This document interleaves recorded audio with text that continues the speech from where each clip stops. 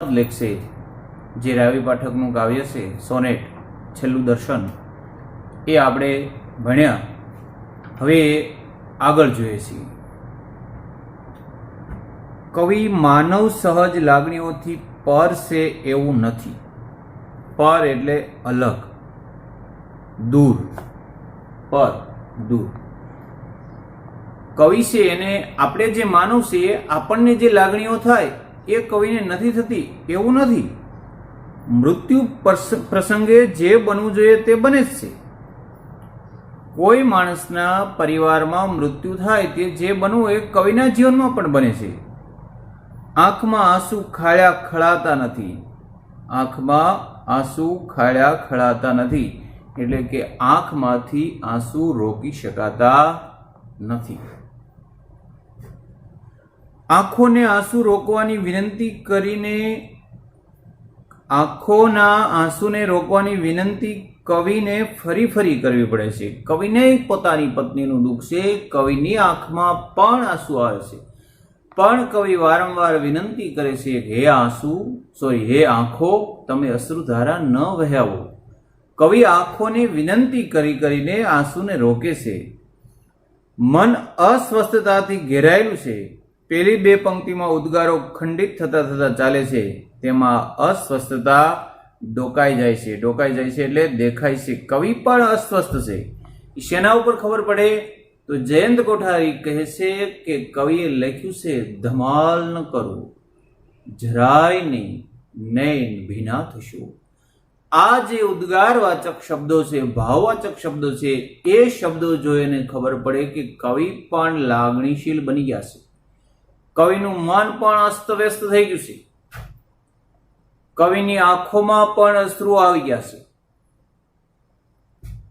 એકવાર નહીં પણ ત્રણ વાર ધમાલ ન કરો એમ કહી કવિ પોતાના મનને વારે છે એ બતાવે છે. વારે છે એટલે કે અટકાવે છે, રોકે છે. કવિ પોતાના મનને અટકાવી દે છે, વારે છે, રોકે છે, એ બતાવે છે કે મન રહી રહીને અસ્વસ્થ થયા કરે છે. કવિ આ મનસ્થિતિમાંથી ઉગરવાનો પ્રયત્ન કરે છે. ઘટનાને એક નવી વિધાયક જીવન દ્રષ્ટિ જોઈને વ્યક્તિને સ્થાને ભાવ તત્વો પર એ ધ્યાન કેન્દ્રિત કરે છે અને કશુંક ગુમાયોનો રંજ અનુભવવાને બદલે જે પ્રાપ્ત થયું હતું એની ધન્યતાને વાગોળવા તરફ મનને વાળે છે. વાગોળવું એટલે યાદ કરવું. મનુષ્ય સહજ લાગણીઓ કવિમાં પણ છે. કવિનું મન પણ અસ્વસ્થ થઈ ગયું છે. કવિની આંખોમાં પણ આંસુ આવી ગયા છે. પણ જે ગુમાયું છે એનો રંજ શોક કરવાને બદલે જે અંતિમ ઘડી મળી છે, છેલ્લું દર્શન કરવાનો તક મળ્યો છે, એની ધન્યતા તરફ કવિ પોતાનું મનને લઈ જાય છે.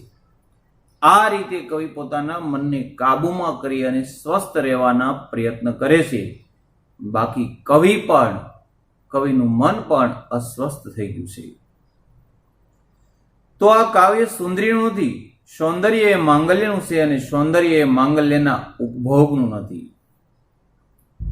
આ કાવ્ય સુંદરીનું નથી લાગતું, છે સુંદરીનું. સમજો, આ કવિ એનું વિવેચન કર્યું છે. જયંત કોઠારીએ, લેખકે વિવેચન કર્યું છે. તો આ કાવ્ય સુંદરીનું નથી, સૌંદર્ય એ માંગલ્યનું છે.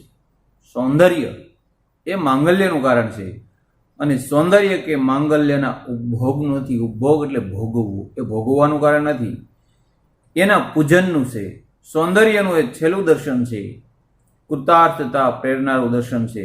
દર્શન શબ્દ ના આપણી ભાષામાં જે અધ્યાસો છે આદરના, ભક્તિના, તે અહીં પ્રગટે છે. દર્શન શબ્દ આપણી ગુજરાતી ભાષામાં કોઈ દેવ દેવી માટે શબ્દ વપરાય છે, કોઈ મહાન વિભૂતિ માટે શબ્દ વપરાય છે, કોઈ સામાન્ય વ્યક્તિ માટે. તમે મને મળવા આવ્યો, હું તમને મળવા આવ્યો, આપણે એમ નથી કહેતા કે અમે વિદ્યાર્થીના દર્શન કરવા ગયા હતા, કે તમે નથી કહેતા કે અમે સ્કૂલે સરના દર્શન કરવા ગયા હતા. પણ તમે મંદિરે ગયા છો તો કહેશો ભગવાન શિવના, ભગવાન કૃષ્ણના દર્શન કરવા ગયા હતા. બગદાણે ગયા છો તો કહેશો ધનદાસના દર્શન કરવા ગયા હતા. આમ દર્શન શબ્દ વાપરી અને પોતાની પત્નીની ભવ્યતા રજૂ કરી છે.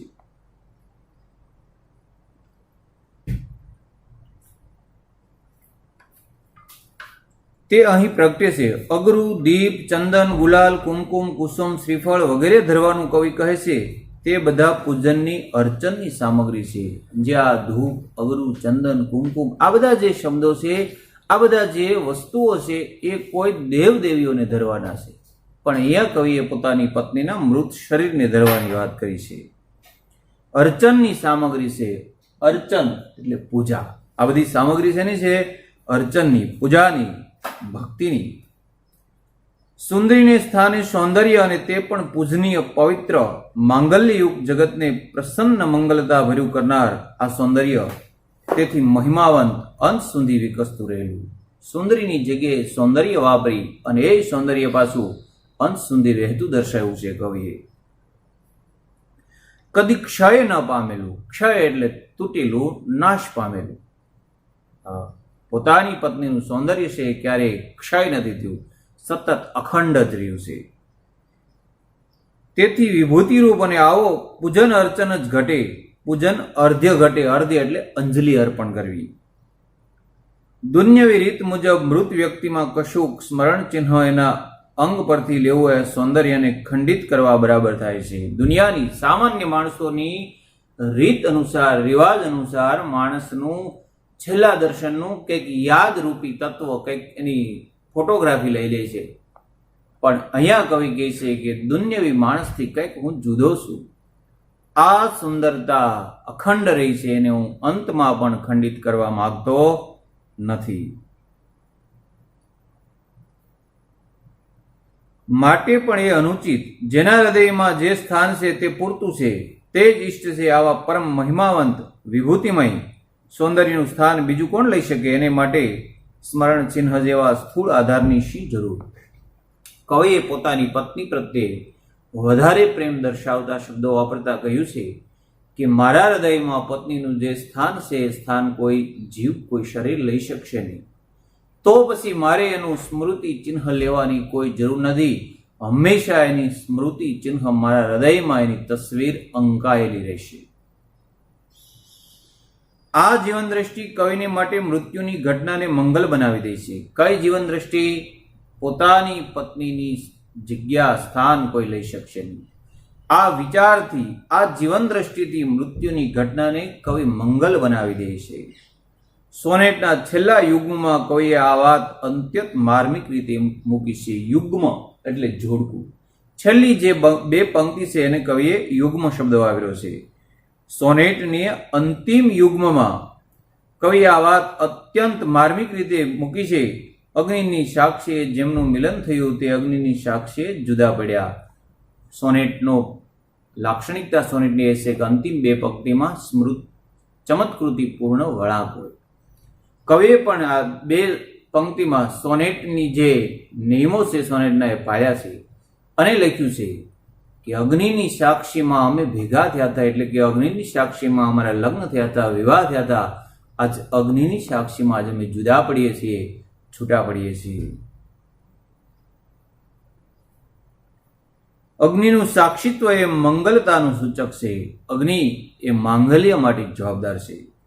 અંતિમ સંસ્કારમાં અગ્નિમાં કવિએ સાક્ષીત્વનું આરોપણ કરીને મૃત્યુની ઘટનાને પણ મહિમાવંત. મૃત્યુની ઘટના, મૃત્યુ પામવું એ પણ એક જીવનનો ભાગ છે, એક મહિમા છે. આમ તો જીવનનું અંતિમ જો સત્ય હોય તે મૃત્યુ છે, પણ લોકો સ્વીકારવા તૈયાર નથી. આ રોકી શકાતું નથી. માણસનો, કોઈ બાળકનો જન્મ થાય તો એ બાળક કેટલું જીવશે, જીવનમાં શું પ્રાપ્ત કરશે, શું ગુમાવશે, આ બધા એક આશા અભિલાષાઓ છે. એમાં કોઈ પૂર્ણ સત્યતા નથી, પણ એક સનાતન સત્ય છે કે જેનો જન્મ થયો એનું મૃત્યુ થશે. જે વસ્તુ બન્યું એ તૂટશે. જે વસ્તુનું ઉદ્ગમ સ્થાન છે એનું અંત સ્થાન આવે જ. આ અંતિમ સત્ય છે. એ સત્યને કવિ પામી ગયા છે, એટલે એણે મૃત્યુની ઘટનાને પણ મહિમાવંત બનાવ્યો છે. કાવ્ય આરંભાયું મનની ભારે અવસ્થાના સૂચનથી, પરંતુ એ જ લાગણી તો સૂચન રૂપે જ રહી અને કાવ્યમાં વસ્તુતઃ એટલે કે ખરેખર આલેખાયો સૌંદર્ય યોગની કૃતાર્થાનો સૌંદર્ય પૂજનનો ભાવ. કાવ્યની શરૂઆત જયંત પાઠક કહે છે, રાવી પાઠકે કેમ ગાયું? તો અસ્વસ્થતાના ભાવે. ધમાલ ન કરો, જરાય નહીં, નૈન ભીના થશો, આ પોતાના મનને રોકવાના ભાવથી કાવ્યની શરૂઆત કરી અને અંતમાં મહિમા દર્શાવ્યો કે જે અગ્નિની સાક્ષીથી અમે જોડાણા, આજ એ જ અગ્નિની સાક્ષીથી છૂટા પડીએ છીએ. ધન્યતાનો ભાવ અનુભવ્યો છે, પૂજનનો ભાવ અનુભવ્યો છે. અંતમાં છે એક ભવ્ય મંગલ ઘટનાના સાક્ષાત્કાર ચમત્કારનો, એટલે કે સમગ્ર કાવ્ય ભાવમય છે. એ ભાવ દિશા વિશિષ્ટ છે. મૃત્યુ વિષયક કાવ્યમાં તો એ વિરલ છે, એની પાછળ એક નૂતન જીવન દ્રષ્ટિ પ્રેરણા પડેલી છે. આ કાવ્યમાં ભાવ અને વિચારનું અદ્ભુત રસાયણ સિદ્ધ થયેલું છે. રામનારાયણ માનતા કે કાવ્યનો વિષય વિચારમય લાગણી કે લાગણીમય વિચાર છે. કાવ્યનો પ્રાણપ્રદ ધર્મ એ રહસ્યને લેખતા રામનારાયણે કાવ્ય વિચાર આ કાવ્યમાં ચરિતાર્થ થતો લાગે છે. રામનારાયણ વિશ્વનાથનો જે વિચાર હતો એ વિચાર એણે આ કાવ્યમાં યથાર્થપણે ચરિતાર્થ કર્યો છે, સાબિત કર્યો છે. કાલે મેં તમને કીધું, ફરીવાર વિદ્યાર્થી મિત્રો યાદ અપાવું કે આસ્વાદ લેખ એટલે શું. ધારી લો તમે બે મિત્રો કોઈ એક ફિલ્મ પિક્ચર જોવા ગયા, પિક્ચર તમે જોયું, પિક્ચર પૂરું થઈ ગયું, તમે બહાર નીકળી અને 1 કલાક કોઈ રેસ્ટોરન્ટમાં કે બગીચામાં બેઠા છો અને તમે એ ફિલ્મને વાગોળશો. તમે કહેશો કે ડાયલોગ પણ અદ્ભુત છે. તો તમારો મિત્ર કે તમે એને સાબિતી આપશો કે જ્યારે ડાયલોગ બોલતો હોય છે ત્યારે એની જે બોડી લેંગ્વેજ, એના હાવભાવ છે, એકદમ ડાયલોગને અનુસરે એ જ રીતે હતા. વળી તમે કહેશો કે ગીત પણ મસ્ત છે, તો ત્યારે બેકગ્રાઉન્ડ પણ મસ્ત હતું, એની બધી જે કાંઈ સંગીતોના સૂર હતા એ પણ એકદમ એને બંધ બેસતા હતા. આ તમે જે સારી સારી બાબતોના વખાણ કરો છો, કંઈક એમાં તમને મર્યાદા લાગી તો એ પણ જે વાત કરો છો, આ જે તમે કરો છો એને વિવેચન કહેવાય. કાવ્યમાં કવિએ પોતાનો ભાવ વિચાર કઈ રીતે પ્રગટ કર્યો, કઈ રીતે એણે ભાષા શુદ્ધિ રાખી, કઈ રીતે એણે પોતાનો વિચાર છે કાવ્યમાં કેવા ભાવથી કઈ શૈલીથી પ્રગટ કર્યો, આ જે વાત એ રાવી પાઠકની વાત જયંત કોઠારીએ કરી છે. એટલે અમુક શબ્દો તમને એમ લાગશે કે આ કઈ નથી ઘટના કે નથી નિબંધ, આ શું છે? તો એ કવિએ એનું કરેલું વિચાર વિમર્શનું વિવેચન છે. તમે જે કોઈ વસ્તુ, વ્યક્તિ, ફિલ્મો ઉપર જે ટીકા ટિપ્પણી કરો એને વિવેચન કહેવાય કે આમાં આટલી સારી વસ્તુ છે, આટલી આમ છે, અરે આ તો અદ્ભુત છે, એને પણ આ બંધ બેસતું છે. આમ કવિએ કાવ્ય કલાનો ઉત્તમ નમૂનો રાવી પાઠકનો છે એ આ આસ્વાદ લેખમાં સાબિત કર્યો છે.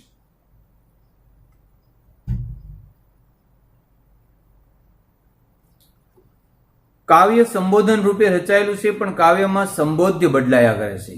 કાવ્ય સંબોધનથી કર્યું છે, પણ કોઈ એક વ્યક્તિ કે વસ્તુને સંબોધન નથી કર્યું, એ બદલાવ આવે છે, જુદા જુદા છે. પહેલા ચતુષ્કમાં સંબોધ્ય છે આંખો.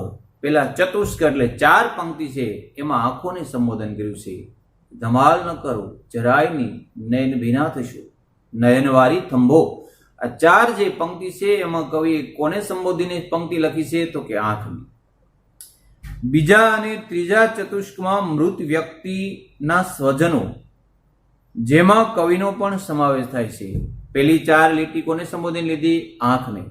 બીજી અને ત્રીજી એટલે કે બીજી 4 અને ત્રીજી 4 એટલે કે કુલ 8, જે પહેલી 4 પછીની 8 પંક્તિ છે એમાં કવિએ પોતાના સ્વજનો અને પોતાને ઉદ્દેશીને, પોતાને અને પોતાના સ્વજનોને સંબોધન કરીને કાવ્યની પંક્તિઓ રચી છે. જેમાં કવિનો પણ સમાવેશ થાય છે. એમના મન સંબોધ્ય હોવાનું જણાય છે. છેલ્લા યુગ્મની પહેલી લીટીમાં અગ્નિને સંબોધન કરે છે. છેલ્લા યુગ્મ જોડકાની પહેલી લીટીમાં અગ્નિને. ફરીવાર કહું તો પહેલી 4 લીટી આંખને સંબોધીને, પછીની 8 એટલે કે 4 તેરી 12, પછીની જે 8 લીટી છે એમાં પોતાને, પોતાના મનને અને પોતાના સ્વજનને ઉદ્દેશીને સંબોધીને લખી છે. અને 12 ને 13મી લીટી છે અગ્નિને સંબોધીને લખી છે. તો બીજી લીટીમાં સુંદરીને અને અંતિમ 14મી પંક્તિમાં, અહીંયા બીજી એટલે છેલ્લા શેરની છેલ્લી પંક્તિની બીજી લીટી, એટલે આમ કુલ જો ક્રમશ તો 14મી અંતિમ લીટી છે સુંદરીને સંબોધીને એટલે કે મૃત પત્નીને સંબોધીને લખી છે. સંબોધનની આ પલટાતી પધારા એટલે રીત કાવ્યમાં જરાય બાધક બનતી નથી. બાધક એટલે અડચણ. પહેલા આંખને સંબોધન કરવું, પછી પોતાની જાતને, પછી સ્વજનોને, પછી અગ્નિને અને અંતમાં પોતાની પત્ની સુંદરીને સંબોધન કરવું. આ સંબોધનો જે પલટાતા જાય છે, બદલાતા જાય છે, એ બદલાવાની રીત ક્યાંય બાધક નડતર રૂપ લાગતી નથી. ઉલટું બદલાતા પરિપ્રેક્ષ્યથી કાવ્ય વધારે સભર અને સજીવતા ભર્યું ભાસે છે. વળી પેલી 12 લીટીમાં તો મુખ્ય વાક્ય રચના આજ્ઞાર્થની છે. આમ ન કરો, આમ કરો, આમ ન કરો. આ ગુજરાતીમાં કયો કાળ કહેવાય? આજ્ઞાર્થ. જેમાં પ્રાપ્ત પરિસ્થિતિમાં કંઈક જુદી રીતે વર્તવા પ્રેરતા અધિમન એટલે કે સુપરમાઇન્ડના જાણે આદેશો સંભળાય છે. હે મન, આમ ન કર. હે આંખ, આવું જ કર. હે આંસુઓ, થંભી જાઓ. આ બધા આજ્ઞાર્થવાચક શબ્દો છે.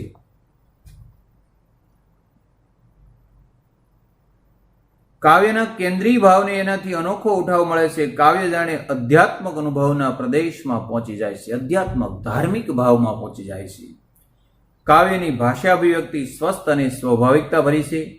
ન ઉર્મિરંગી, ન વિચાર ગહન, પદાવલી નથી, સંસ્કૃતાડય નથી, નથી ગ્રામ્ય, ઘડી બઘડી કે થીએ જેવા બોલચાલના પ્રયોગો સ્વાભાવિકતાને પહોંચે છે. બહુ ઉચ્ચ કોટીની ભાષા, સંસ્કૃતના તત્સમ શબ્દો કોઈએ નથી વાપર્યા, ખૂબ અલંકારયુક્ત ભાષા નથી વાપરી, સાદી બોલચાલની ભાષા, સાવ તળપદી શૈલી પણ નથી વાપરી.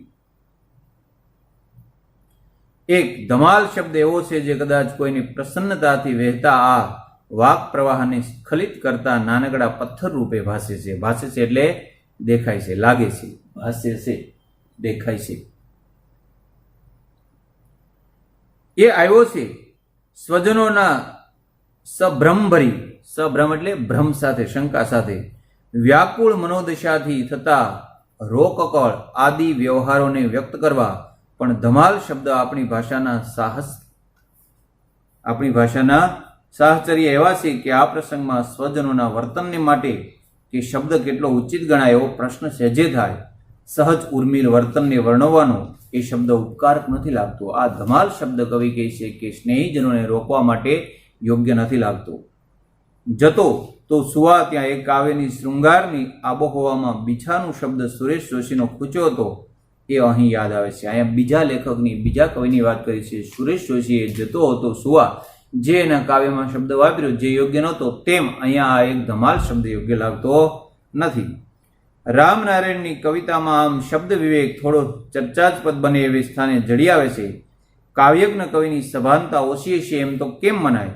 કાં તો કવિની ઘણા વાક્ય પ્રયોગોને કવિતામાં નાણી જોવાની કૌતુકવૃત્તિ હોય, અથવા બોલચાલની ભાષા માટેના અપ્રસંગે પ્રવર્તો પક્ષપાત હોય, અથવા તો કવિનો શબ્દ સંસ્કાર જ એવો હોય કે કેટલાક સાહચર્યો એમને બાધક ન મળે. કવિ આ શબ્દ શા માટે પ્રયોજ્યો?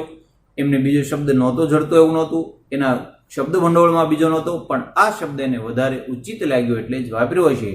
એ કવિ જ જાણે, આપણે કે જયંત કોઠારી ન જાણી શકીએ. એ માત્ર રામનારાયણે જ વિચારીને શબ્દ વાપર્યો છે.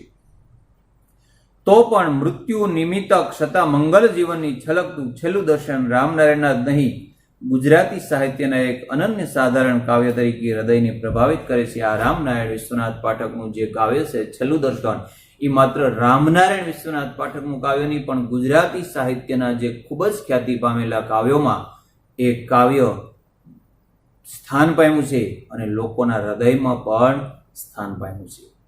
આ જે જયંત કોઠારીએ રામનારાયણ વિશ્વનાથ પાઠક નું કાવ્ય છેલ્લું દર્શનનો આસ્વાદ લેખ લખ્યો છે, એટલે કે એમાં એણે કઈ ભાષા પ્રયોજી, એમાં કેવી એની કાવ્યાત્મકતાના દર્શન થાય છે, કેવી શૈલી છે, કેવા શબ્દ પ્રયોગ્યા છે, પહેલી પંક્તિમાં શું લખ્યું, અંતિમ શું લખ્યું, સોનેટનું બંધારણ જાળવ્યું છે કે નહીં, આ બધા ઉપર એણે વિચાર વિમર્શ પોતાના રજૂ કર્યા છે, એટલે એને આસ્વાદ લેખ કહેવામાં આવ્યો છે.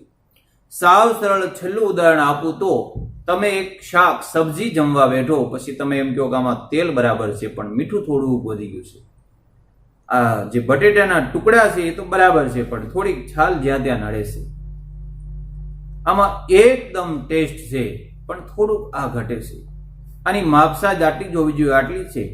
આ જે તમે શાકભાજી ઉપર જમતા જમતા વાતો કરો છો એ તમે શાકનો, એ સબ્જીનો રસાસ્વાદ કરો છો. કાવ્ય માટે આ સ્વાદ શબ્દ વપરાયો છે. સ્વાધ્યાય છે કાવ્યમાંથી છે. જોઈએ આપણે સ્વાધ્યાય. નીચેના પ્રશ્નો એક વાક્યમાં ઉત્તર લખો. કવિ કોને સંબોધીને આ કાવ્ય રચે છે? કવિ પોતાના મનને સંબોધીને આ કાવ્ય લખે છે. આનો એક જવાબ એ પણ થાય કવિ પોતાની પત્નીને, કારણ કે અંતિમ સુંદરી શબ્દ વપરાણો છે. કવિ શા કારણે અસ્વસ્થ થયેલા છે? કવિની પત્નીનું મૃત્યુ થયું છે માટે કવિ અસ્વસ્થ થયેલા છે. મિલન અને વિયોગનું સાક્ષી કોણ બન્યું છે? મિલન અને વિયોગનું, મિલન એટલે મળવું, વિયોગ એટલે છૂટું પડવાનું, સાક્ષી અગ્નિ બની છે. કાવ્યમાં શો ભાવ સમાયેલો છે? કાવ્યમાં પત્ની પ્રત્યેનો ભાવ અથવા ધન્યતાનો ભાવ સમાયેલો છે. નીચેના પ્રશ્ન 3-4 વાક્યમાં ઉત્તર લખો. કવિ શેના વડે પૂજન અર્ચન કરવા કહે છે? કંકુ, અગર, ચંદન, આ જે શબ્દો વપરાયા છે એના વડે. શ્રીફળ, ગુલાલ. શા માટે? કે જે કંકુ, ચંદન, અગર, ધૂપ, દીપ આ બધા શ્રીફળ છે માંગલ્યના પ્રતીકો છે. કવિ પોતાની પત્નીનું છેલ્લું દર્શન માંગલ્ય ગણે છે માટે આ શબ્દો વડે પૂજન અર્ચન કરવા કહે છે. છેલ્લું દર્શન એવું કવિ શા માટે કહે છે? કારણ કે પોતાની પત્નીનું સૌંદર્ય હંસતા વિકસતું રહ્યું છે, હવે અગ્નિમાં વળી જશે, ફરી ક્યારેય જોવા નહીં મળે, માટે કવિ છેલ્લું દર્શન એમ કહે છે. ધમાલ શબ્દ દ્વારા કઈ મનોદશા પ્રગટે છે? ધમાલ શબ્દ દ્વારા કવિના મનમાં ખૂબ દુઃખ, અસ્વસ્થતા, વ્યથાનો ભાવ પ્રગટે છે, એને રોકવા માટે કહે છે. શા માટે? કારણ કે પોતાની પત્નીનું મૃત્યુ થતા કવિના મનમાં ધમાલ મચી જાય છે. વિસ્તૃત ઉત્તર લખો. છેલ્લું દર્શન કાવ્યમાં કવિની મનસ્થિતિનું આલેખન, કાવ્યનો ભાવાર્થ લખવાનો છે, બીજું કશું જ નહીં. કવિએ મૃત્યુની ઘટનાને મંગલમય શી રીતે ગણાવી છે? સમજાવો. આ પ્રશ્નનો જવાબ પણ કાવ્યનો ભાવાર્થ જ થાય છે. અંતિમ પંક્તિમાં લખવું પડે કે આ મૃત્યુ છે એ શાશ્વત છે, જીવનનું અંતિમ સત્ય કવિ જાણી ગયા છે, એટલે એ રોવાની બદલે, કકળવાની બદલે, ઉદ્ગારો કરવાની બદલે એમણે આ છેલ્લું દર્શન અખંડિત ભાવે કરવાનું કબૂલ્યું છે. આ કવિ જીવનના મૃત્યુને પણ મંગલમય ગણાવે છે. બસ સ્વાધ્યાય પૂર્ણ થાય છે. 4 પ્રશ્ન 1-1 વાક્યના છે, 3 પ્રશ્ન 2-2 માર્ક્સના છે અને 2 પ્રશ્ન છે ત્રીજો સમજાવો એ લખવા નથી, કારણ કે ધોરણ 12માં કાવ્ય પંક્તિ સમજાવો એવો પ્રશ્ન પૂછાતો નથી. 2 પ્રશ્ન મોટા છે. સ્વાધ્યાયમાં લખજો. અહીંયા આપણે આપણો લેક્ચર પૂરો કરીએ એ પહેલાં ફરીવાર યાદ કરાવી દઉં. તમે ખાસ ધ્યાન રાખજો, 1 માર્કમાં જે હેતુલક્ષી પ્રશ્ન પૂછાય એમાં તમને એમ પૂછવામાં આવે છેલ્લું દર્શન કાવ્યના કવિ, તો એનો જવાબ છે રામનારાયણ વિશ્વનાથ પાઠક. પણ છેલ્લું દર્શન કાવ્યનો આસ્વાદના લેખક, તો એનો જવાબ છે જયંત કોઠારી. છેલ્લું દર્શન કાવ્યના રચયિતા કોણ? રામનારાયણ વિશ્વનાથ પાઠક. એમનો આસ્વાદ કોણે કર્યો? જયંત કોઠારી. છેલ્લું દર્શન કાવ્યનો સાહિત્ય પ્રકાર, તો સોનેટ. છેલ્લું દર્શન જયંત કોઠારીએ કયા ભાવથી કર્યું છે? તો કવિત્વ ભાવ, જોવા કે જાણવાના ભાવથી. ખૂબ સરળ સ્વાધ્યાય છે, લખજો, ભૂલતા નહીં. અત્યારે આપણે અહીંયા અટકીએ. આભાર.